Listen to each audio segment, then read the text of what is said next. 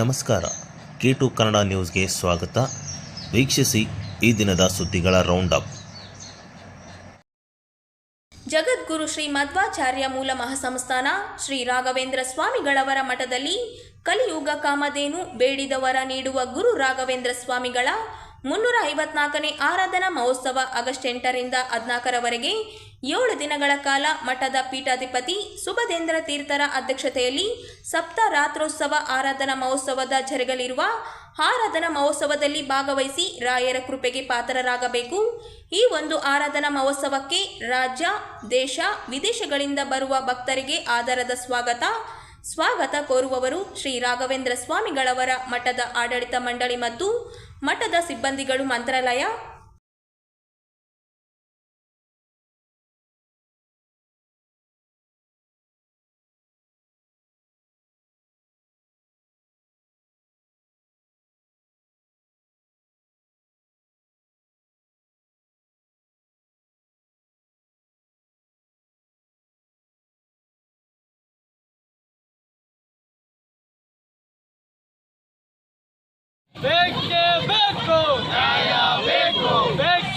ಅಮೆರಿಕದ ಅಧ್ಯಕ್ಷ Donald Trump ಹೋರಾಡಿಸಿದ ಸುಂಕು ಬೆದರಿಕೆ ಮತ್ತು ಇತ್ತೀಚೆಗೆ ಕೇಂದ್ರ ಸರ್ಕಾರ ಸಹಿ ಮಾಡಿದ ಕಾರ್ಪೊರೇಟರ್ ಪರ ಭಾರತ-ಯುಕೆ ಸಮಗ್ರ ಆರ್ಥಿಕ ವ್ಯಾಪಾರ ಒಪ್ಪಂದ ತೀವ್ರವಾಗಿ ವಿರೋಧಿಸಿ ಕ್ವಿಟ್ ಇಂಡಿಯಾ ಚಳುವಳಿ ನೆನಪಲ್ಲಿ ಸಂಯುಕ್ತ ಹೋರಾಟ ಸಮಿತಿ ನಗರದ ಟಿಪ್ಪು ಸುಲ್ತಾನ್ ಎದುರುಗಡೆ ಪ್ರಧಾನಿ ನರೇಂದ್ರ ಮೋದಿ ಮತ್ತು ಟ್ರಂಪ್ ಪ್ರಕೃತಿ ದಯಿಸಿ ಪ್ರತಿಭಟನೆ ನಡೆಸಿದರು.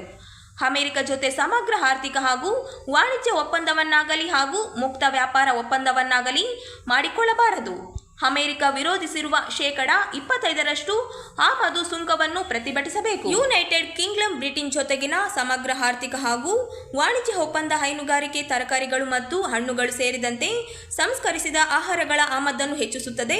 ಇದು ಭಾರತದಲ್ಲಿ ಆಹಾರ ಸಂಸ್ಕರಣೆಯಲ್ಲಿ ವಿದೇಶ ನೇರ ಹೂಡಿಕೆ ಹೆಚ್ಚಳಕ್ಕೆ ಕಾರಣವಾಗಿ ನಮ್ಮ ದೇಶದ ರೈತರ ಗಳಿಕೆ ಮತ್ತು ಸಣ್ಣ ಕೃಷಿ ವ್ಯಾಪಾರ ಸಂಸ್ಥೆಗಳ ಗಳಿಕೆಯನ್ನು ಗಣನೀಯವಾಗಿ ಕಡಿಮೆ ಮಾಡುತ್ತದೆ.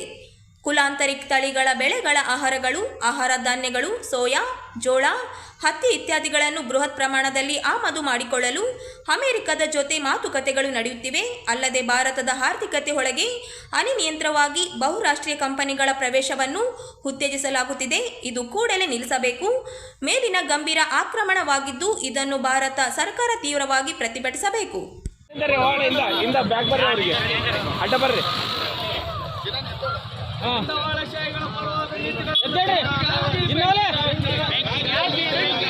ಕಾರ್ಪೊರೇಟ್ ಪರವಾದ ನೀತಿಗಳನ್ನು ಬೆಂಕಿಗೆ ಹಾಕಿ ಬಂಡವಾಳಶಾಹಿಗಳ ಪರವಾಗಿರೋ ಪಕ್ಷಗಳಿಗೆ ಹೇಳಿ ಧಿಕ್ಕಾರ. ಬೇಕೇ ಬೇಕು. Okay sir. ರಾಷ್ಟ್ರಪತಿಗಳು ಭಾರತ ಸರ್ಕಾರ ನವದೆಹಲಿ ಮಾನ್ಯ ತಹಸೀಲ್ದಾರ್ ಮೈಸೂರು ಇವರ ಮುಖಾಂತರ ವಿಷಯ ಬಹುರಾಷ್ಟ್ರೀಯ ಕಂಪನಿಗಳೇ ದೇಶ ಬಿಟ್ಟು ತೊಲಗಿ, ಕಾರ್ಪೊರೇಟ್ ಕಂಪನಿಗಳೇ ದೇಶ ಬಿಟ್ಟು ತೊಲಗಿ, ಸುಂಕರಹಿತ ಒಪ್ಪಂದ ಪ್ರತಿಗಳು ಹಾಗೂ ಮೋದಿ ಮತ್ತು ಟ್ರಂಪ್ ಅವರ ಪ್ರತಿಕೃತಿ ದಹನ ಪ್ರತಿಭಟನೆ ಹಕ್ಕೊತ್ತಾಯಗಳು. ಅಮೆರಿಕ ಜೊತೆ ಸಮಗ್ರ ಆರ್ಥಿಕ ಮತ್ತು ವಾಣಿಜ್ಯ ಒಪ್ಪಂದವಾಗಲಿ ಹಾಗೂ ಮುಕ್ತ ವ್ಯಾಪಾರ ಒಪ್ಪಂದವಾಗಲಿ ಮಾಡಿಕೊಳ್ಳಬಾರದು. ಅಮೆರಿಕ ವಿಧಿಸಿರುವ 25% ಆಮದು ಸುಂಕವನ್ನು ಪ್ರತಿಭಟಿಸಬೇಕು. ಯುನೈಟೆಡ್ ಕಿಂಗ್ಡಮ್ ಬ್ರಿಟನ್ನಿನ ಜೊತೆಗಿನ ಸಮಗ್ರ ಆರ್ಥಿಕ ವಾಣಿಜ್ಯ ಒಪ್ಪಂದವನ್ನು ಹೈನುಗಾರಿಕೆ, ತರಕಾರಿ, ಹಣ್ಣು ಸೇರಿದಂತೆ ಸಂಸ್ಕೃತ ಆಹಾರ ಪದ ಆಮದುಗಳನ್ನು ಹೆಚ್ಚಿಸುತ್ತದೆ. ಇದು ಭಾರತದ ಆಹಾರ ಸಂಸ್ಕರಣೆಯಲ್ಲಿ ವಿದೇಶಿ ನೇರ ಹೂಡಿಕೆ ಹೆಚ್ಚಳಕ್ಕೆ ಕಾರಣವಾಗಿದೆ. ನಮ್ಮ ದೇಶ ರೈತರ ಗಳಿಕೆಗೆ ಮತ್ತು ಸಣ್ಣ ಕೃಷಿ ವ್ಯಾಪಾರಿ ಸಂಸ್ಥೆಗಳ ಗಳಿಕೆಯ ಗಣನೀಯವಾಗಿ ಕಡಿಮೆ ಮಾಡುತ್ತದೆ. ಕುಲಾಂತರಿ ತಳಿಗಳ ಬೆಳೆಗಳ ಆಹಾರ ಧಾನ್ಯಗಳು, ಸೋಯಾ, ಜೋಳ, ಹತ್ತಿ ಇತ್ಯಾದಿ ಬೃಹತ್ ಪ್ರಮಾಣದ ಆಮದು ಮಾಡಿಕೊಳ್ಳಲು ಅಮೆರಿಕದ ಜೊತೆ ಒಪ್ಪಂದಗಳು ನಡೆಯುತ್ತಿವೆ. ಅಲ್ಲದೆ ಭಾರತದ ಆರ್ಥಿಕತೆ ಒಳಗೆ ಅನಿಯಂತ್ರಿತವಾಗಿ ಬಹುರಾಷ್ಟ್ರೀಯ ಕಂಪನಿಗಳ ಪ್ರವೇಶವನ್ನು ಉತ್ತೇಜಿಸಲಾಗುತ್ತಿದೆ. ಇದು ಕೂಡಲೇ ನಿಲ್ಲಬೇಕು.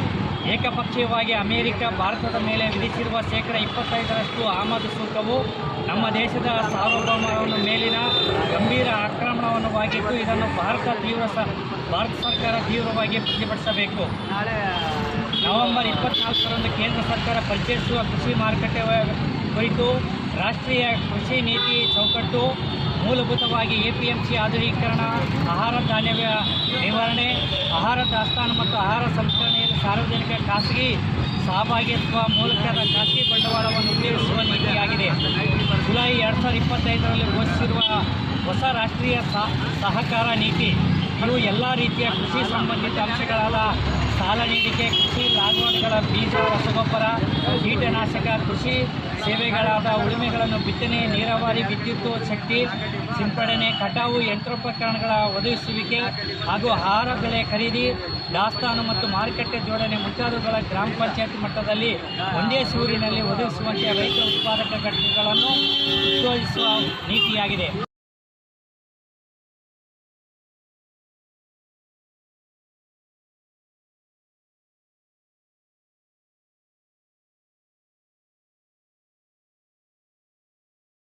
ರಾಜ್ಯ ಸರ್ಕಾರ ಘೋಷಿಸಿದ ಆಶಾ ಕಾರ್ಯಕರ್ತೆಯರಿಗೆ ಕೇಂದ್ರ ಸರ್ಕಾರದ ಪ್ರೋತ್ಸಾಹಧನ ಸೇರಿ ಕನಿಷ್ಠ 10,000 ಗೌರವಧನ ಏಪ್ರಿಲ್ ತಿಂಗಳಿಂದ ಅನ್ವಯವಾಗುವಂತೆ ಸೇರಿ ವಿವಿಧ ಬೇಡಿಕೆ ಈಡೇರಿಕೆಗೆ ಆಗ್ರಹಿಸಿ ಕರ್ನಾಟಕ ರಾಜ್ಯ ಆಶಾ ಕಾರ್ಯಕರ್ತರ ಸಂಘ ನಗರದ ಟಿಪ್ಪು ಸುಲ್ತಾನ್ ಉದ್ಯಾನದಲ್ಲಿ ಮಾಡುತ್ತಿರುವ ಅನಿರ್ದಿಷ್ಟ ಅವಧಿ ಪ್ರತಿಭಟನೆ 2 ದಿನಕ್ಕೆ ಕಾಲಿಟ್ಟಿದೆ. ರಾಜ್ಯ ಸರ್ಕಾರ ಕೂಡಲೇ ನಮ್ಮ ಬೇಡಿಕೆ ಈಡೇರಿಸಬೇಕೆಂದು ಘೋಷಣೆ ಕೂಗಿ ಆಕ್ರೋಶ ವ್ಯಕ್ತಪಡಿಸಿದರು. ಮುಖ್ಯಮಂತ್ರಿಗಳು ಘೋಷಿಸಿದ್ದು ಗೌರವಧನ ಮತ್ತು ಕೇಂದ್ರದ ಭಾಗತಃ ಪ್ರೋತ್ಸಾಹಧನ ಸೇರಿಸಿ ಮಾನಸಿಕ ಕನಿಷ್ಠ ರೂಪಾಯಿ 10,000 ಗ್ಯಾರಂಟಿಯನ್ನು ಈ ಏಪ್ರಿಲ್ನಿಂದ ಅನ್ವಯವಾಗುವಂತೆ ಆದೇಶ ಹೋರಾಡಿಸಬೇಕು. 2025 ಮಾರ್ಚ್ ರಾಜ್ಯ ಬಜೆಟ್ನಲ್ಲಿ ಎಲ್ಲ ಅಂಗನವಾಡಿ ಮತ್ತು ಬಿಸಿ ಊಟ ಕಾರ್ಯಕರ್ತೆಯರಿಗೆ 1,000 ರೂಪಾಯಿ ಪ್ರೋತ್ಸಾಹಧನ ಹೆಚ್ಚಳ ಮಾಡುವಂತೆಯೇ ಎಲ್ಲ ಆಶಾ ಕಾರ್ಯಕರ್ತೆಯರಿಗೂ ಸಹ ಹೆಚ್ಚಳ ಮಾಡಬೇಕು.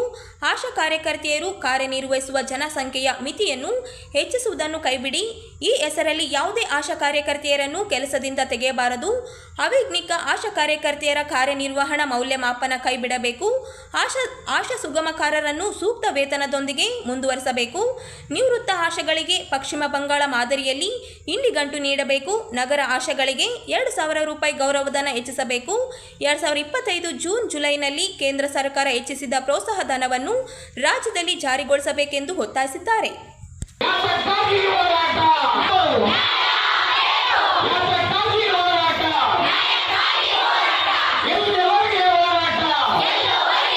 ಕೂಡ ನಾವು ಅಹೋರಾತ್ರಿ ಧರಣಿಯನ್ನು ಸುಮಾರು ಸಂಖ್ಯೆಯಲ್ಲಿ ನಾವು ರಾಯಚೂರು ಜಿಲ್ಲೆಯಲ್ಲಿ ಮಾಡ್ತಾ ಇದ್ದೀವಿ. ಯಾಕೆ ಮಾಡ್ತಾ ಇದ್ದೀವಿ ಅಂತ ಕಾರಣ ಅಂತಂದರೆ ಜನವರಿ ತಿಂಗಳಲ್ಲಿ ನಮಗೆ ಸಿದ್ದರಾಮಯ್ಯ ಸರ್ ಮುಖ್ಯಮಂತ್ರಿಗಳು ಏನು ಹೇಳಿದ್ರು ಅಂತಂದರೆ ನಾವು ಧರಣಿ ಕುಂತಾಗ ನಿಮ್ಗೆ 10,000 ಬೇಡಿಕೆ ಏನಿದೆ ಅಲ್ಲ ಅದು ನಾವು ಏಪ್ರಿಲಿಂದನೇ ಕೊಡ್ತೀವಿ ಅಂತ ಅವರು ಒಂದು ಮನವಿಯನ್ನು ಮಾಡಿದರು. ನೀವು ಈ ಒಂದು ಸ್ಟ್ರೈಕನ್ನು ಹಿಂದಕ್ಕೆ ತಗೋರಿ, ನಿಮಗೆ ನಾವು 10,000 ಗೌರವಧನ ಖಂಡಿತವಾಗಿ ನಾವು ಕೊಡ್ತೀವಿ ಅಂತ ಹೇಳಿದರು. ಆದರೂ ಕೂಡ ನಾವು ಆ ಸ್ಟ್ರೈಕನ್ನು ಬಿಟ್ಟು ಅವರ ಒಂದು ಮಾತಿಗೆ ಬೆಲೆ ಕೊಟ್ಟು ನಾವು ಹಿಂದಕ್ಕೆ ಸ್ಟ್ರೈಕ್ ತೊಗೊಂಡಿವಿ. ಈಗ 8 ತಿಂಗಳಾದರೂ ಕೂಡ ನಮಗೆ ಯಾವುದೇ ಒಂದು 10,000 ಗೌರವಧನ ಕೊಟ್ಟಿಲ್ಲ. ಮತ್ತು ಮೊನ್ನೆ ಬಜೆಟಲ್ಲೂ ಕೂಡ ಆಶಾ ಕಾರ್ಯಕರ್ತರಿಗೆ ಮತ್ತು ಅಂಗನವಾಡಿ ಕಾರ್ಯಕರ್ತರಿಗೆ ಮತ್ತು ಬಿಸಿ ಊಟ ಕಾರ್ಯಕರ್ತರಿಗೆ 1,000 ರೂಪಾಯಿ ಹೆಚ್ಚಳವನ್ನು ಕೊಡ್ತೀವಂತ ಹೇಳಿದರು. ನಮಗೆ ಯಾವ ಆಶಾ ಕಾರ್ಯಕರ್ತರಿಗೆ 1,000 ರೂಪಾಯಿ ಕೂಡ ಬಂದಿಲ್ಲ. 10,000 ಮತ್ತು ಪ್ಲಸ್ 1,000 ಒಟ್ಟಿಗೆ ನಮಗೆ ಕೊಡಬೇಕು. ಈ ಸ್ಟ್ರೈಕ್ ನಾವು ಇದು 2ನೇ ದಿನ, ಇನ್ನೂ ಮುಂದುವರಿಯುತ್ತೆ. ಸರ್ಕಾರದಿಂದ ಯಾವುದೇ ಇನ್ನೂ ನಮಗೆ ಸಂದೇಶ ನೀಡಿಲ್ಲ. ಈ ಸಂದೇಶ ನೀಡುವ ತನಕ, ನಮಗೆ ಗೌರವಧನ ನೀಡುವ ತನಕ ನಾವು ಈ ಸ್ಟ್ರೈಕನ್ನು 3 ದಿನಗಳ ನಂತರ ಕೂಡ ಅವರು ಯಾವುದೇ ಸ್ಪಂದಿಸುವುದಿಲ್ಲ ಅಂತಂದರೆ ನಾವು ಕಂಟಿನ್ಯೂ ಆಗಿ ಮುಂದಿನ ಒಂದು ಹೋರಾಟಕ್ಕೆ ನಾವು ಸಿದ್ಧರಾಗುತ್ತೇವೆ ಅಂತ ತಮ್ಮಲ್ಲಿ ಹೇಳ್ಕೊಳ್ತಾ ಇದ್ದೀವಿ. ನನ್ನ ಹೆಸರು ಪ್ರಭಾವತಿ ಅಂತೇಳಿ, ರಾಯಚೂರು ತಾಲೂಕು ಮತ್ತು ರಾಯಚೂರು ಜಿಲ್ಲೆ ಹುಂಜೇಳಿ PS.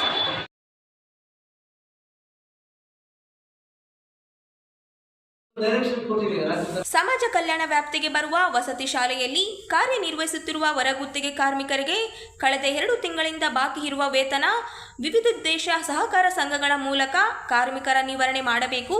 ಇಲ್ಲವಾದಲ್ಲಿ ದಿನಾಂಕ 25ರಂದು ಜಿಲ್ಲಾ ಪಂಚಾಯಿತಿ ಕಚೇರಿ ಮುಂದೆ ಪ್ರತಿಭಟನೆ ನಡೆಸಲಾಗುವುದೆಂದು TUCI ಮುಖಂಡ R ಮಾನಸ ಅವರು ಹೇಳಿದರು. ಅವರಿಂದು ನಗರದ ಸುದ್ದಿಗಾರರೊಂದಿಗೆ ಮಾತನಾಡುತ್ತಾ, ಕಳೆದ 20 ವರ್ಷಗಳಿಂದ ವಸತಿ ಶಾಲೆಗಳಲ್ಲಿ ಕಾರ್ಯನಿರ್ವಹಿಸುತ್ತಿರುವ ಕಾರ್ಮಿಕರಿಗೆ ನಿಗದಿತ ವೇತನ, ಸಾಮಾಜಿಕ ಸೌಲಭ್ಯ ಹಾಗೂ ಉದ್ಯೋಗ ಭದ್ರತೆಯಲ್ಲಿ ಭಾರಿ ಅನ್ಯಾಯವಾಗಿದೆ. ರಾಜ್ಯದಲ್ಲಿ ವಾರ್ಷಿಕ 2,01,000 ವಿದ್ಯಾರ್ಥಿಗಳಿಗೆ, ಅದರಲ್ಲೂ 60% ವಿದ್ಯಾರ್ಥಿಯರಿಗೆ ವಸತಿ ಶಿಕ್ಷಣ ನೀಡುವ ವಸತಿ ಶಾಲೆಗಳ ಹೊರಗುತ್ತಿಗೆ ಕಾರ್ಮಿಕರಿಗೆ ಸರ್ಕಾರ ನಿಗದಿಪಡಿಸಿದ ಕನಿಷ್ಠ ದಿನಕೂಲಿ ಪಾವತಿಯಾಗುತ್ತಿಲ್ಲ. ಈ ನ್ಯಾಯದು 2017ರಿಂದ ಇಲ್ಲಿವರೆಗೆ ಮುಂದುವರೆದಿದೆ. ಹೈಕೋರ್ಟ್ ವೇತನ ಪಾವತಿಯಾಗುತ್ತಿಲ್ಲ. ಇದು ಕನಿಷ್ಠ ವೇತನ ಕಾಯ್ದೆ 1948ರ ನೇರ ಉಲ್ಲಂಘನೆಯಾಗಿದೆ. ಹಾಗಾಗಿ 2017ರಿಂದ 2025 ಜುಲೈವರೆಗೆ ಗುತ್ತಿಗೆದಾರರು ಹಾಗೂ ಅಧಿಕಾರಿಗಳು ಸದ್ದು ಕೂಲಿಯನ್ನು ಅರಿಯರ್ಸ್ ರೂಪದಲ್ಲಿ ಪಾವತಿಸಬೇಕೆಂದು ಹೇಳಿದರು. ಕಾರ್ಮಿಕರ ಕಾಯ್ದೆಗಳ ಪ್ರಕಾರ 8 ಗಂಟೆ ಕೆಲಸ, ವಾರದ ರಜೆ, ರಾಷ್ಟ್ರೀಯ ರಜೆಗಳು, EPS, ESB ಸೌಲಭ್ಯಗಳನ್ನು ಸಕಲ ಕಾಲದಲ್ಲಿ ಅಪ್ಡೇಟ್ ಮಾಡಿದೆ ನಿಯಮ ಉಲ್ಲಂಘಿಸಲಾಗಿದೆ ಎಂದು ಆರೋಪಿಸಿದರು. ನಿಗದಿತ ವೇತನ ಹಾಗೂ ಸಾಮಾಜಿಕ ಸೌಲಭ್ಯಗಳನ್ನು ಕೇಳಿದ ಕಾರಣಕ್ಕಾಗಿ ಹಯೋಡ್ ತಾಳ ಸಿಬ್ಬಂದಿ ಶಿವರಾಜ್ ಮತ್ತು ಕೊತ್ತದೊಡ್ಡಿ ಶಾಲೆಯ 4 ಜನ ಕಾರ್ಮಿಕರನ್ನು ಕಾನೂನು ಬಾಹಿರವಾಗಿ ಕೆಲಸದಿಂದ ತೆಗೆದುಹಾಕಲಾಗಿದೆ. ಈ ರೀತಿ ಕಾರ್ಮಿಕರ ಮೇಲೆ ಕಿರುಕುಳ, ಮಾನಸಿಕ ಹಿಂಸೆ ಮುಂದುವರೆಸಿರುವ ಸಂಬಂಧಪಟ್ಟ ಪ್ರಿನ್ಸಿಪಲ್ ಮತ್ತು ವಾರ್ಡನ್ ಮೇಲೆ ಕ್ರಮ ಕೈಗೊಂಡು ಕೆಲಸ ಕಳೆದುಕೊಂಡ ಕಾರ್ಮಿಕರಿಗೆ ಪುನಃ ಕೊಡಬೇಕೆಂದು ಒತ್ತಾಯಿಸಿದ್ದಾರೆ. 821 ಮಾದರಿ ವಸತಿ ಶಾಲೆಗಳನ್ನು ತಂದಿದೆ. 821 ಮಾದರಿ ವಸತಿ ಶಾಲೆಗಳನ್ನು ತಂದಿದೆ. ಇವು ಸ್ಪೆಷಲ್ ಸ್ಕೂಲ್ಗಳು. ಮೊದಲೇ ನವೋದಯ ಅಂತ ಏನಿತ್ತಲ್ಲ, ಅದೇ ಸ್ಟ್ಯಾಂಡರ್ಡ್ ಆಗಿರುವಂಥ ಸ್ಕೂಲ್ಗಳು. SC ST OBC ಮತ್ತು ಮೈನಾರಿಟಿ ಕ್ವಾಲಿಟಿ ಎಜುಕೇಷನ್ ಶುರುವಾಗಿದೆ. ಇದು ಅಂತ ಒಂದು ವಿಷಯ. ಜೊತೆಗೆ ಪ್ರತಿ ವರ್ಷ 2,01,000 ವಿದ್ಯಾರ್ಥಿಗಳನ್ನು ನಿರ್ವಹಿಸಿದರು. ಸಣ್ಣ ಸಂಖ್ಯೆ ಅಲ್ಲ. ಈ ಮಾದರಿ ಶಾಲೆಯಲ್ಲಿ ಓದುವಂಥವ್ರ ಸಂಖ್ಯೆ ಪ್ರತಿ ವರ್ಷ ಸಂಖ್ಯೆ ಆಗುತ್ತೆ 2,01,000. ಈಗ ಸಂಖ್ಯೆ ಜಾಸ್ತಿ ಆಗಿದೆ. ಯಾವಾಗ ವಸತಿ ಶಾಲೆ ಅಂದಾಗ ರೆಸಿಡೆನ್ಷಿಯಲ್ ಸ್ಕೂಲ್ಸ್ ಅಂದಾಗ ಕಾನ್ಸೆಪ್ಟು ಪ್ರತಿಯೊಂದು ರೆಸಿಡೆನ್ಷಿಯಲ್ ಸ್ಕೂಲ್ಗೆ ಸಿಬ್ಬಂದಿ ಬೇಕು. ಒಂದೇ ಒಂದು ಸಿಬ್ಬಂದಿನ ಪರ್ಮನೆಂಟ್ ಆಗಿ ಅಪಾಯಿಂಟ್ ಮಾಡಲಾದ್ರೆ 821 ಶಾಲೆಗಳು ತಂದಿದೆ. ಈ ಮೊದಲೇ ಕಾಣಿಲ್ಲ. ಅದು 99ರಿಂದ ಇಲ್ಲಿವರೆಗೆ ಹೊಸ ಅಪಾಯಿಂಟ್ಮೆಂಟ್ಸ್ ಇಲ್ಲ. ಅಲ್ಲಿಂದ ಇಲ್ಲಿವರೆಗೆ ಆ್ಯಕ್ಚುಲಿ ಗುತ್ತಿಗೆ ಆಧಾರದ ಮೇಲೆ ಅಡುಗೆಯವರು, ಅಡುಗೆ ಸಹಾಯಕರು, ಕಾವಲು ಹಾಗೂ ಸ್ವಚ್ಛತಾ ಸಿಬ್ಬಂದಿ ಅಂತ ಮಾಡ್ತಾರೆ. ಬಟ್ ಈಗಾಗಲೇ ಎಲ್ಲ ಜಿಲ್ಲೆಯಲ್ಲಿ ಇದು ಜಾರಿಯಿದೆ. ನಮ್ಮಲ್ಲಿ ಆ್ಯಕ್ಚುಲಿ 1,350 ಹೆಚ್ಚು ಸಿಬ್ಬಂದಿಗಳು ಕೆಲಸ ಮಾಡ್ತಾರೆ. ರಾಜ್ಯದಲ್ಲಿ ಭಾಳ ದೊಡ್ಡ ಸಂಖ್ಯೆ. ಸೊ ಇದುವರೆಗೆ ಪರ್ಮನೆಂಟ್ ಮಾಡೋದಿರಲಿಲ್ಲ. ಈ ಜನಗಳಿಗೆ ಆ್ಯಕ್ಚುಲಿ ಯಾವಾಗ ನಾವು ಉತ್ತಮ ಗುಣಮಟ್ಟದ ಶಿಕ್ಷಣ, ಸ್ಟ್ಯಾಂಡರ್ಡ್ ಫುಡ್ ಮೆನು ಏನದಲ್ಲ ನೋಡಿಬಿಟ್ರೆ ಆ್ಯಕ್ಚುಲಿ ಫುಡ್ ಮೆನು ಸ್ಟಾರ್ ಥರ ಹೋಟೆಲ್ ಥರ ಇದೆ. ಆ ಥರದ ಅಡುಗೆನ ತಯಾರು ಮಾಡಬೇಕಾಗ್ತದೆ. ಅದಕ್ಕೆ ತಕ್ಕ ಲೇಬರ್ಸ್ ಎಲ್ಲ ಬೇಕಾಗುತ್ತೆ. ಆದರೆ ಅದರಲ್ಲಿ ಕೆಲಸ ಮಾಡುವಂಥ ಜನ 15-20 ವರ್ಷದಿಂದ ಕೆಲಸ ಮಾಡುವ ಜನಗಳ ವೇತನ ಏನಿದೆ, ಸ್ಯಾಲರಿ ಅಥವಾ ವೇತನ ಇಲ್ಲಿ ಇನ್ಕ್ರೀಸ್ ಆಗಿದೆ. ತಮಗೆಲ್ಲರಿಗೂ ಗೊತ್ತು, ಪ್ರತಿ ವರ್ಷ ರಾಜ್ಯ ಸರ್ಕಾರ ಕಾರ್ಮಿಕರ ವೇತನವನ್ನು ಹೆಚ್ಚಳ ಮಾಡ್ತದೆ. ಅಂದರೆ ವೇತನ ಹೆಚ್ಚಳ ಮಾಡುತ್ತದೆ, ಆ್ಯಕ್ಚುಲಿ DA ರೈಸ್ ಮಾಡ್ತದೆ. ಬೆಲೆ ಏರಿಕೆ ತಕ್ಕಂತೆ ಆ್ಯಕ್ಚುಲಿ DRS ಅಲವೆನ್ಸ್ ಜಾಸ್ತಿ ಮಾಡ್ತದೆ. ಆದರೆ 2017ರಿಂದ ಇಲ್ಲಿವರೆಗೆ, 2017ರಿಂದ 2025ರವರೆಗೆ ಈ ವಸತಿ ಶಾಲೆಗಳಲ್ಲಿ ಕೆಲಸ ಮಾಡುವಂಥ ಸಿಬ್ಬಂದಿ ಹಾಗೂ ಕಾರ್ಮಿಕರಿಗೆ, ಡಿ ಗ್ರೂಪ್ ಎಂಪ್ಲಾಯೀಸ್ಗಳಿಗೆ ಯಾವುದೇ ನಿಗದಿತ ಹೆಚ್ಚಳಗೊಂಡಂಥ ವೇತನವನ್ನು ಇವರಿಗೆ ಪಾವತಿವಾಗಿದೆ. ಕನಿಷ್ಠ ವೇತನ ಕಾಯ್ದೆ 1948 ಮಿನಿಮಮ್ ವೇಜಸ್ ಆ್ಯಕ್ಟ್ 1948 ಪ್ರಕಾರ ಇದು ಮ್ಯಾಂಡೇಟರಿ. ಆ್ಯಕ್ಚುಲಿ ಎಲ್ಲ ಸರ್ಕಾರದ ಇಲಾಖೆಯಲ್ಲಿ, ಯಾವುದೇ ಖಾಸಗಿ ಕಾರ್ಖಾನೆಯಲ್ಲಿ ಈ ನಿಗದಿತ ದರದ ಸಂಬಳ ಮ್ಯಾಂಡೇಟರಿ, ಕಡ್ಡಾಯವಾಗಿದೆ.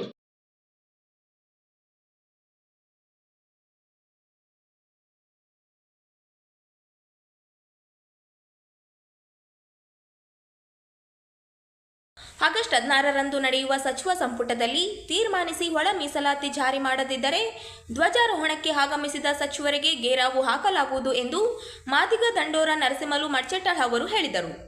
ಅವರಿಂದು ನಗರದ ಸುದ್ದಿಗಾರರೊಂದಿಗೆ ಮಾತನಾಡುತ್ತಾ, ನ್ಯಾಯ ನಾಗಮೋಹನ್ ದಾಸ್ ಅವರು ದಿನಾಂಕ 4ರಂದು ಒಳ ಮೀಸಲಾತಿ ವರದಿಯನ್ನು ರಾಜ್ಯ ಸರ್ಕಾರಕ್ಕೆ ಸಲ್ಲಿಸಿದ್ದಾರೆ. ದಿನಾಂಕ 7 ನಡೆದ ಸಚಿವ ಸಂಪುಟದಲ್ಲಿ ಸಚಿವರಿಗೆ ಮತ್ತು ಶಾಸಕರಿಗೆ ಒಳ ಮೀಸಲಾತಿ ಬಗ್ಗೆ ವರದಿಯನ್ನು ವಿತರಿಸಲಾಗಿದ್ದು, 16ರಂದು ನಡೆಯುವ ವಿಶೇಷ ಸಚಿವ ಸಂಪುಟದಲ್ಲಿ ಒಳ ಮೀಸಲಾತಿ ಜಾರಿ ಮಾಡಬೇಕು. ಇಲ್ಲವಾದಲ್ಲಿ ಆಗಸ್ಟ್ 15ರಂದು ಆಗಮಿಸುವ ಉಸ್ತುವಾರಿ ಮತ್ತು ಸಚಿವ ಡಾಕ್ಟರ್ ಶರಣ್ ಪ್ರಕಾಶ್ ಪಾಟೀಲ್ ಅವರಿಗೆ ಗೇರಾವು ಹಾಕಲಾಗುವುದು ಎಂದು ಎಚ್ಚರಿಕೆ ನೀಡಿದರು. ಈಗಾಗಲೇ ತೆಲಂಗಾಣ, ಆಂಧ್ರ ಪ್ರದೇಶ ಮತ್ತು ಪಂಜಾಬ್ ರಾಜ್ಯಗಳಲ್ಲಿ ಒಳ ಮೀಸಲಾತಿ ಜಾರಿ ಮಾಡುವ ಸಂವಿಧಾನದ ನ್ಯಾಯ ಒದಗಿಸಿದೆ. ಆದರೆ ರಾಜ್ಯ ಕಾಂಗ್ರೆಸ್ ಸರ್ಕಾರ ಮೀನಮೇಷ ಎಣಿಸುತ್ತಿದೆ ಎಂದು ಆಕ್ರೋಶ ವ್ಯಕ್ತಪಡಿಸಿದರು. ರಾಜ್ಯದಲ್ಲಿ ಅನೇಕ ವರ್ಷ ಆಡಳಿತ ನಡೆಸಿದ ಕಾಂಗ್ರೆಸ್ ಪಕ್ಷ ಹಾಗೂ ಇತರ ಪಕ್ಷಗಳು ಮಾದಿಗರನ್ನು ಮರೆತಿದೆ ಎಂದು ದೂರಿದರು. ಆ ಒಳ ಮೀಸಲಾತಿ ಬಗ್ಗೆ ಆತುರ ಪಡಬಾರದು ಎಂದು ಎಐಸಿಸಿ ಅಧ್ಯಕ್ಷ ಮಲ್ಲಿಕಾರ್ಜುನ ಖರ್ಗೆ ಅವರು ತೆಲಂಗಾಣದ ಮುಖ್ಯಮಂತ್ರಿ ರೇವಂತ್ ರೆಡ್ಡಿ ಅವರಿಗೆ ಸೂಚಿಸಿದ್ದನ್ನು ಗಮನಕ್ಕೆ ತಂದರು. ಅವರು ರೇವಂತ್ ರೆಡ್ಡಿ ಅವರು ಒಳ ಮೀಸಲಾತಿ ಜಾರಿಗೊಳಿಸಿದ್ದಾರೆ. ಆಂಧ್ರದಲ್ಲಿ ಚಂದ್ರಬಾಬು ನಾಯ್ಡು, ಪಂಜಾಬ್ನಲ್ಲಿ ಜಾರಿಯಾಗಿದೆ. ಆದರೆ ಕರ್ನಾಟಕ ಸರ್ಕಾರ ಮೀನಮೇಷ ಮಾಡುತ್ತಿದೆ ಎಂದು ಆಕ್ಷೇಪಿಸಿದರು. ಆದರೆ ರಾಜ್ಯದ ಮುಖ್ಯಮಂತ್ರಿ ಸಿದ್ದರಾಮಯ್ಯ ಅವರು 2023ರ ವಿಧಾನಸಭಾ ಚುನಾವಣೆ ಪ್ರಣಾಳಿಕೆಯಲ್ಲಿ ಕಾಂಗ್ರೆಸ್ ಅಧಿಕಾರಕ್ಕೆ ಬಂದ ಮೊದಲ ಕ್ಯಾಬಿನೆಟ್ನಲ್ಲಿ ಒಳ ಮೀಸಲಾತಿ ಜಾರಿಗೆ ಮಾಡುತ್ತೇವೆ ಎಂದು ಘೋಷಣೆ ಮಾಡಿದರು. ಸುಪ್ರೀಂ ಕೋರ್ಟ್ ಮಹತ್ವದ ತೀರ್ಪು ನೀಡಿ 1 ವರ್ಷ ಕಳೆದರೂ ಜಾರಿ ಇಲ್ಲ. ಕೂಡಲೇ ಒಳ ಮೀಸಲಾತಿ ಜಾರಿ ಮಾಡಬೇಕು ಎಂದು ಅವರು ಆಗ್ರಹಿಸಿದರು. ರಾಜ್ಯದಲ್ಲಿ ಮಾದಿಗ ಸಮುದಾಯದ ಜನರಿಗೆ ಸಾಮಾಜಿಕ ನ್ಯಾಯ ನೀಡುವಲ್ಲಿ ರಾಜ್ಯ ಸರ್ಕಾರ ಸಂಪೂರ್ಣ ವಿಫಲವಾಗಿದೆ ಎಂದು ಆಕ್ರೋಶ ವ್ಯಕ್ತಪಡಿಸಿದರು.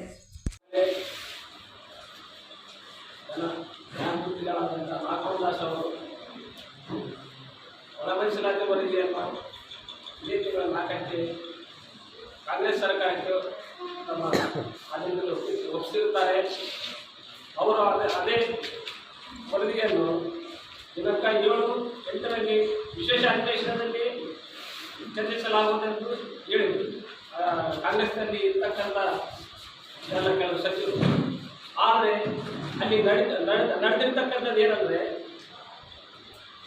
ನಾಗಮೋಹನ್ ಅವರು ಕೊಟ್ಟಿರ್ತಕ್ಕಂಥ ವರದಿಯನ್ನು ಒಂದು ಮುಖಪುಟವನ್ನು ಮಾತ್ರ ಎಲ್ಲ ಸಚಿವರಿಗೆ ಮತ್ತು MLAಗಳಿಗೆ ಕೊಟ್ಟು ನಮ್ಮ ಮಾದಿಗರಾದಂಥ ಮತ್ತು 101 ಜಾತಿಯಲ್ಲಿ ಇರ್ತಕ್ಕಂಥ ಎಲ್ಲರಿಗೆ ಕಾಂಗ್ರೆಸ್ ಸರ್ಕಾರ ಅನ್ಯಾಯ ಮಾಡಿದೆ. ಆದಾಗ್ಯೂ ನಾವು ಅವ್ರ ಮೇಲೆ ಅನುಮಾನದಿಂದ ನಾವು 7ಕ್ಕೆ ಇಲ್ಲಿ ಜಿಲ್ಲಾಧಿಕಾರಿ ಮುಖಾಂತರ ನಾವು CM ಅವರಿಗೆ ಮನವಿ ಮಾಡಿದ್ದೀವಿ. ಆದ್ದರಿಂದ ಅದನ್ನು ಮತ್ತೆ 16ಕ್ಕೆ ನಾವು ಅಧಿವೇಶನದಲ್ಲಿ ಇಡ್ತೀವಿ ಅಂತ ಹೇಳಿದ್ದಾರೆ. ಆದರೂ ನಮಗೆ ನಂಬಿಕಿಲ್ಲ.